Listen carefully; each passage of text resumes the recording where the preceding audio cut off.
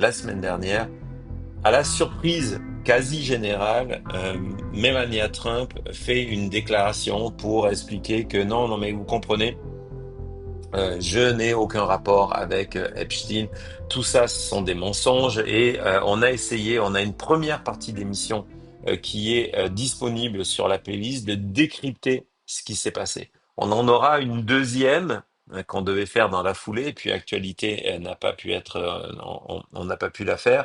L'émission est prête. Peut-être on la fera dimanche, mais je pense qu'il y aura beaucoup de choses à récupérer dimanche, donc je sais pas, on verra. Mais dans les jours prochains, on a une nouvelle enquête de la chute sur l'affaire Epstein et justement qui part de Melania et qui va faire le tour de nouvelles théories. Et donc, une des raisons que nous avions évoquées la semaine dernière, c'est de se dire, et on n'a pas été les seuls à l'avoir évoqué, c'est que évidemment, elle allait au devant de quelque chose, que c'était une déclaration préemptive pour protéger de quelque chose et qu'elle ne se retrouve pas liée à tout ça. On avait remarqué qu'elle avait beaucoup parlé précisément de sa relation avec Ghislaine Maxwell parce qu'il existe cette correspondance, ces emails entre elles qui sont complètement amicaux, on va dire ça comme ça. Et évidemment, il y a toute cette procédure qui implique Melania avec Michael Wolff. Michael Wolff, je pense, hein, je sais pas ce que vous en pensez, la communauté, mais je crois qu'on va vraiment le faire revenir. On en a un petit peu parlé, mais on doit en reparler légèrement, même si c'est un format particulier, parce que je veux le laisser s'exprimer en anglais et puis après vous raconter tout ça, mais je pense qu'on va le faire parce que c'est vraiment, je crois que voilà, c'est le moment de le faire revenir. Donc il y a tout ça. Et puis, et ça, je crois qu'on avait été peut-être les seuls à vous le dire. Nous avions évoqué l'idée d'un futur proche même, pardon, grâce présidentielle de Ghislaine Maxwell. Et ce matin, aux surprises, petit ballon d'essai. Donc, je vous rappelle cette stratégie politique qui existe. Hein, c'est pas Trump. Hein, ça existe depuis la nuit des temps. Ça existe pareil chez vous en Europe, que vous soyez en France, en Belgique, en Suisse, nos amis évidemment du Québec. C'est cette stratégie du ballon d'essai, stratégie du spaghetti, où on sort une histoire et on voit comment l'opinion publique réagit. On essaye de normaliser aussi en même temps. Et ce matin, aux surprises, un énorme papier dans Politico qui a été fait en collaboration, hein, soyons très très clairs, avec l'avocat de Ghislaine Maxwell. Donc tout ce qui est dit dans ce papier-là a été validé par l'avocat de Ghislaine Maxwell. Donc tout ce qui est révélation dans ce papier et évidemment le genre de propos, c'est la preuve que on prépare l'opinion sur ça. Est-ce qu'on ira jusqu'au bout? Justement, un ballon d'essai sert à faire ça. Si on se rend compte qu'il y a une levée de bouclier qui est trop forte, ben Donald Trump va attendre. Il attendra très certainement, à mon avis, après les midterms, parce que s'il fait ça, même cet été, bon, déjà, on partira en mode breaking news, soyons clairs, mais s'il fait ça même dans l'été, en se disant, bah, les gens sont en vacances, ils s'en rendront pas compte, ça sera une catastrophe électorale. Et donc, ce papier est extrêmement intéressant parce que, au-delà du ballon d'essai, hein, vous avez vu ce titre, hein, si on peut retourner dans le titre, qui est le plus important, où on demande est-ce que Trump va pardonner Ghislaine Maxwell, va gracier Ghislaine Maxwell? La réponse est son avocat pense que oui.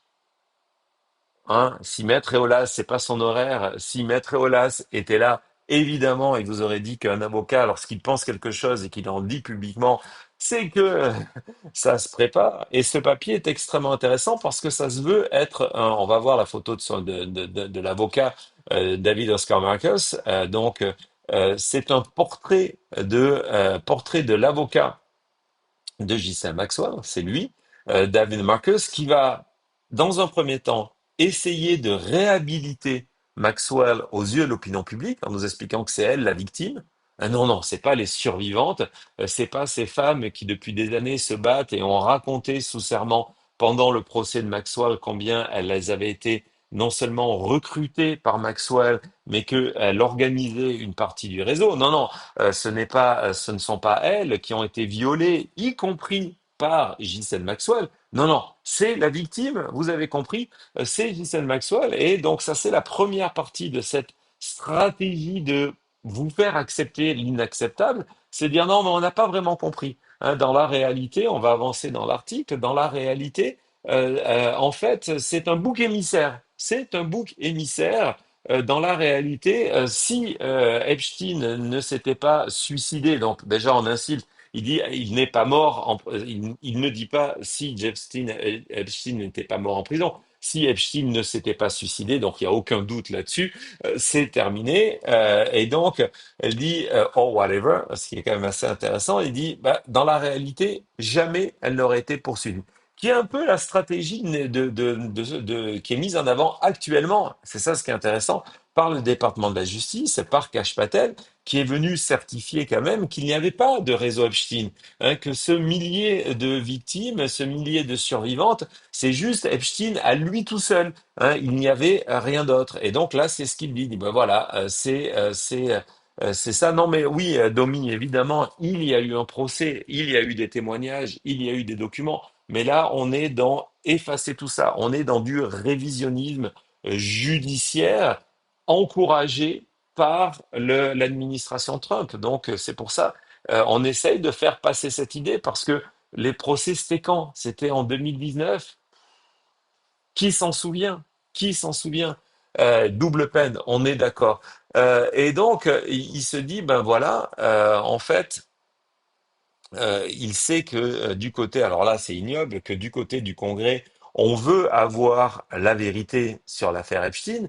Et lui, il dit, ben voilà, ben Maxwell, ouais, pourquoi pas? Elle pourrait venir témoigner, mais en échange, on veut la grâce. Donc je ne sais pas si vous imaginez le niveau de chantage que c'est. Donc ça sous-entend aussi qu'elle a des informations, parce que la réponse, ça pourrait être, bah, c'est pas nécessaire qu'elle vienne témoigner parce qu'elle a été interrogée par Todd Blanche, elle a tout dit. Non, là, c'est dire, ouais, elle pourrait venir. Mais en échange, il faut lui offrir sa grâce présidentielle. Donc évidemment, du côté des démocrates, c'est nowhere osé, hein, c'est normal hein, de dire, non mais attendez, qu'est-ce que vous êtes en train de nous raconter?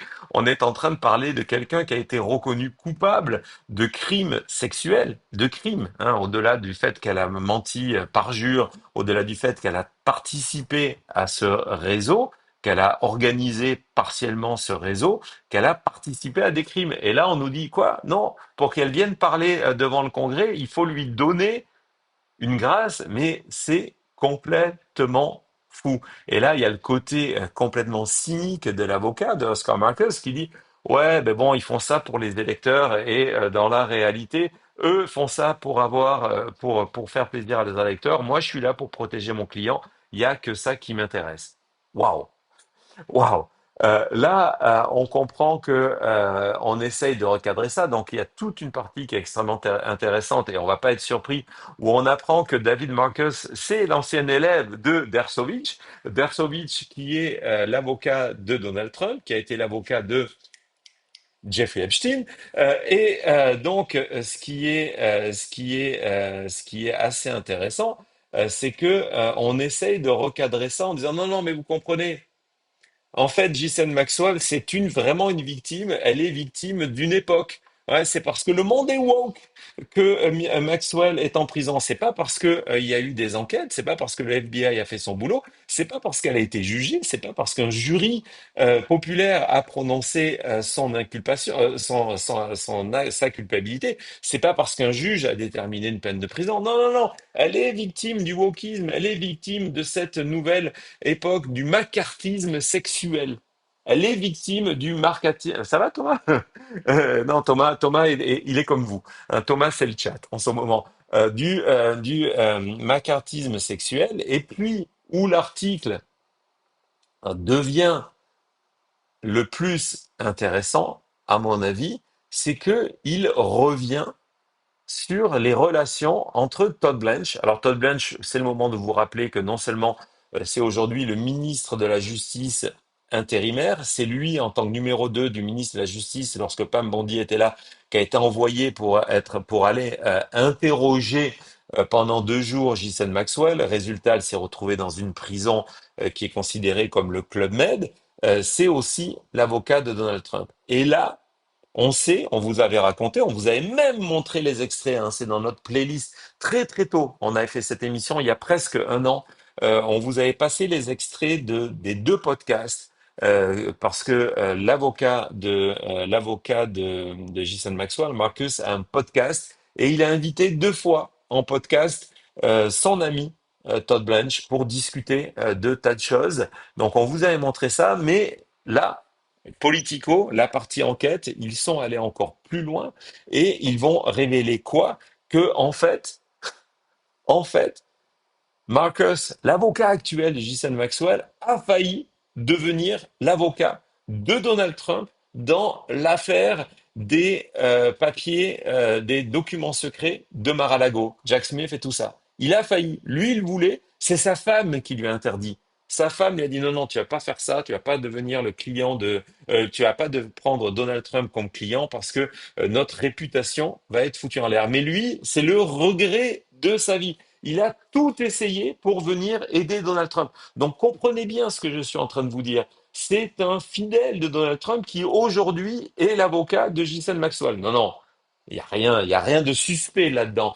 Et donc dans cette idée-là, quand sa femme l'a obligé. Vraiment, il le dit, que sa femme l'a obligé à refuser de devenir l'avocat de Donald Trump. Là, il s'est dit, ben, ce qu'on va faire, c'est que je vais devenir l'avocat de Walt Nauta. Walt Nauta, c'est le valet de Donald Trump, c'est lui qui a été recruté. Vous savez, quand... Il est où mon bouton, Thomas? Mais mon bouton.